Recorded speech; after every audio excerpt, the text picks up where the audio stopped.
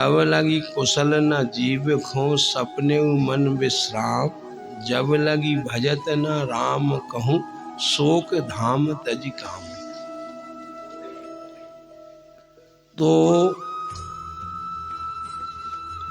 कुछ भी प्रयास करता रहे जीव,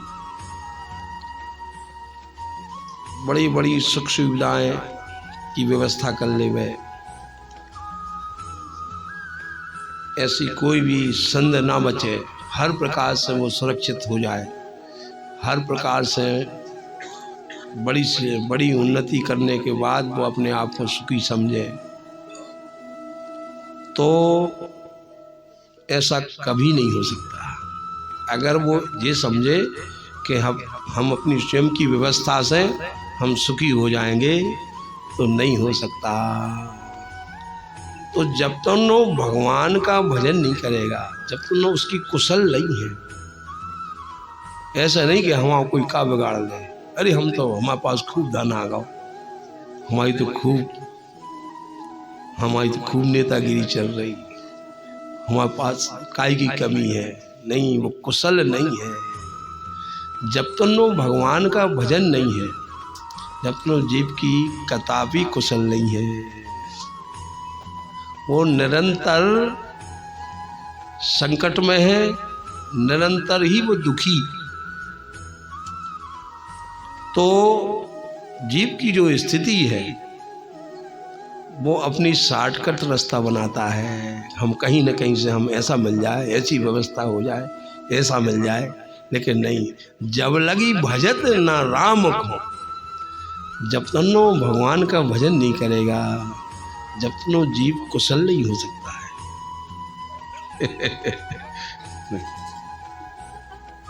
तो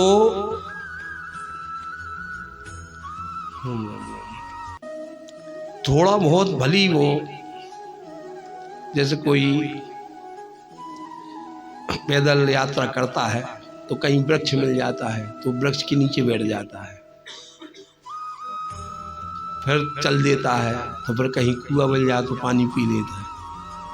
तो ऐसा कभी कभार सुख मिलता है, ऐसा नहीं है कभी थोड़ा सा छाया मिल गया, लेकिन निरंतर वो दुखी है और तप्त जीवन है। यहाँ तो है ही, कई प्रकार के जो प्रारब्ध उसके ऊपर लदे हुई है, कई प्रकार के उसने कर्म कर लिए हैं, तो जो उसकी रील बन चुकी है, तो 84 लाख योनि को प्राप्त हो जाता है। और जो नारकीय व्यक्ति होते हैं, नरकगामी होते हैं, तो उसका नया स्वरूप देकर के उसको यातनाएं दी जाती है। ऐसा नहीं है कि उसको तुरंत दूसरा शरीर मिल जाता है, उसको उस शरीर में यातनाएं दी जाती हैं। देखो, नारकी जीव के लिए जो नरकगामी होता है, तो जीव की देखो दशा, देखो कि निरंतर ही दुखी है,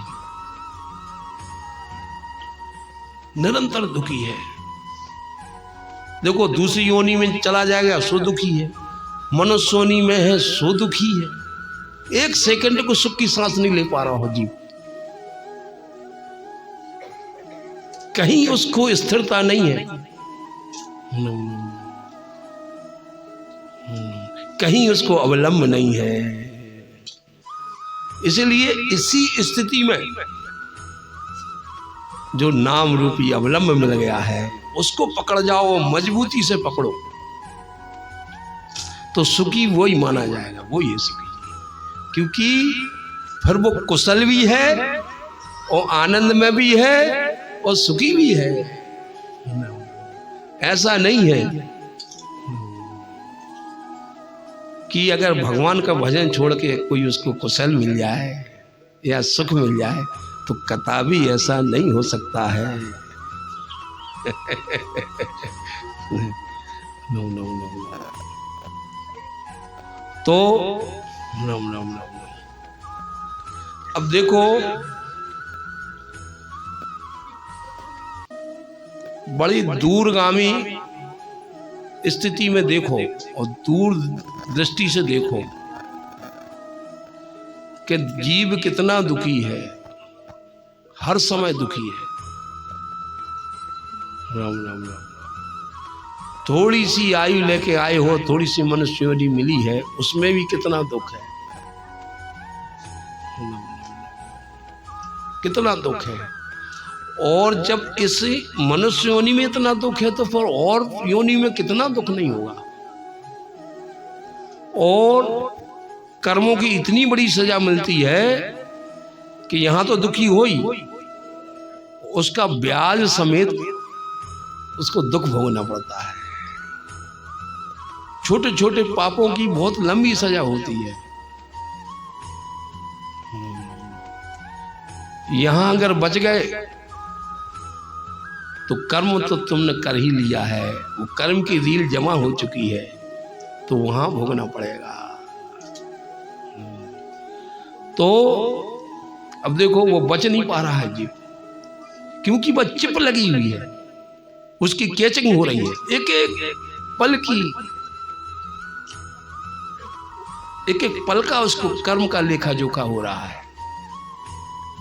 तो वो कहीं सुरक्षित नहीं है, कहीं सुरक्षित नहीं है। तो तुम निर्द्वंद फिर किस लिए हो? क्योंकि जब लगी भजत ना राम को, इसलिए राम राम राम। ये अपार समुद्र भरा है दुखों का, अपार समुद्र भरा है।